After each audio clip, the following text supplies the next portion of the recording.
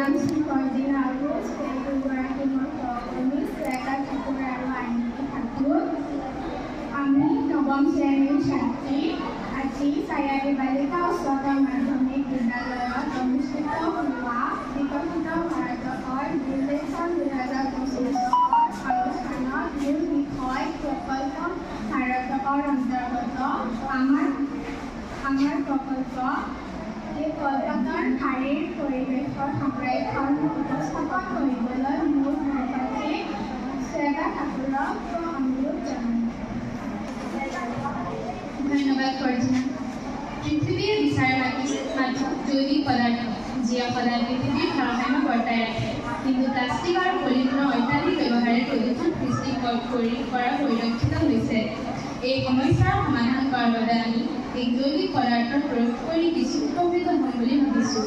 আমি প্লাষ্টিকৰ কিছুমান বিশেষ সামগ্ৰী আৰু পলিথিনৰ বেগৰ বিকল্প হিচাপে ব্যৱহাৰ কৰিব বিচৰা উদ্ভিদৰ অংশবিধ হৈছে কলগছৰ কলমুকুনা।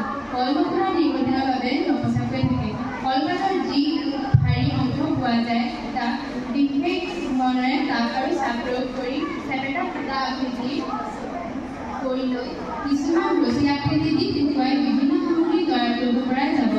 কলপাতৰ ভাৰীসমূহ কাটি আনি চাফাকৈ ধুই ৰ'দত দি আধা শুকান কৰাৰ পিছত এই ভাৰীসমূহৰ ওপৰত প্ৰয়োজন অনুযায়ী তাপ আৰু চাপ প্ৰয়োগ কৰি বিচৰা আকৃতি দি সেইসমূহেৰে বহা আসন, টুপি, বজাৰ কৰা মোনা, ৰছী, খৰাহী, তৰমুজ আদি ইত্যাদি বনাব পৰা যাব।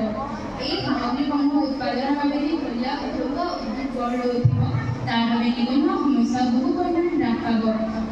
কল লগাৰ পিছত গছজোপাৰ পাতৰ অংশ সাধাৰণতে এনেই পেলনি যায়, কিন্তু আমি ভবাৰ দৰে কলপাতৰ ঠাইৰ পুনৰ্ব্যৱহাৰ কৰি নতুন সামগ্ৰী তৈয়াৰ কৰিব পাৰিম। ম্যাদ উকলি যোৱাৰ